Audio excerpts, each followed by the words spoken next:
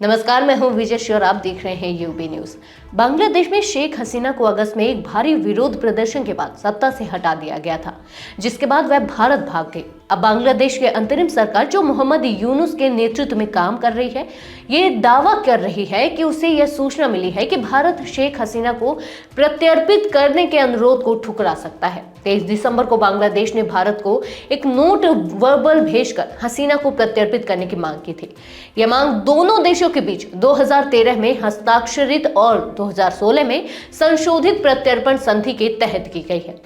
बांग्लादेश के अंतरिम सरकार के सलाहकार महफूज आलम ने इस बारे में बयान दिया। उन्होंने कहा, हमारा अवलोकन यह है कि भारत ने राजनीतिक निर्णय लिया है कि वे शेख हसीना को वापस नहीं करेंगे। हमें यह सुनने को मिल रहा है कि भारत ऐसा करने का इरादा नहीं रखता है।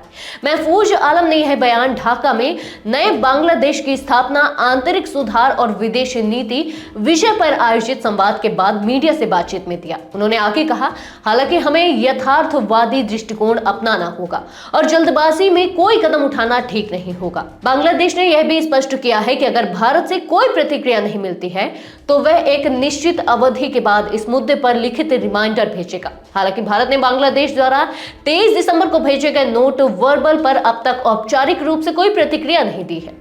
बांग्लादेश के विदेश मंत्रालय के प्रवक्ता मोहम्मद रफीकुल आलम ने इस संदर्भ में कहा, चूंकि दोनों देशों के बीच प्रत्यर्पण संधि में कोई समय सीमा को उल्लेख नहीं किया गया है, इसलिए हमारी सरकार भारत से प्रतिक्रिया का इंतजार कर रही है।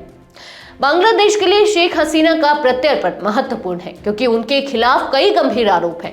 बांग्लादेश के अंतरिम सरकार का कहना है कि हसीना पर जान लेने, नरसंहार और मानवता के खिलाफ अपराध समेत 100 से ज्यादा मामले हैं। इन आरोपों के आधार पर बांग्लादेश ने शेख हसीना के प्रत्यर्पण का अनुरोध किया है।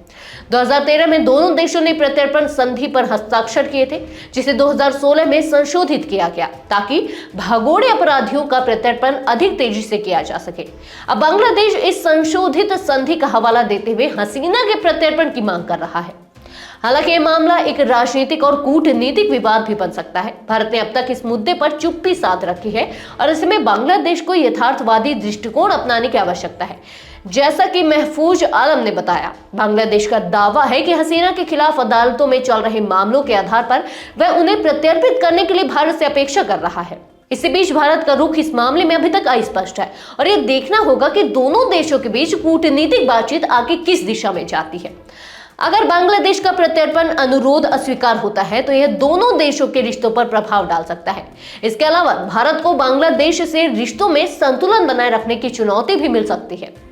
बांग्लादेश की अंतरिम सरकार और भारत के बीच इस मुद्दे पर आगे और बातचीत हो सकती है और यह देखने की बात होगी कि क्या भारत प्रत्यर्पण संधि के तहत शेख हसीना को वापस भेजता है या नहीं।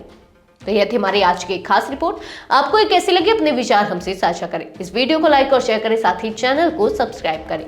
यूबी न्यूज आपके लिए लाता रहेगा देश विदेश से जुड़ी ऐसी ही तमाम खबरें। तब तक के लिए धन्यवाद।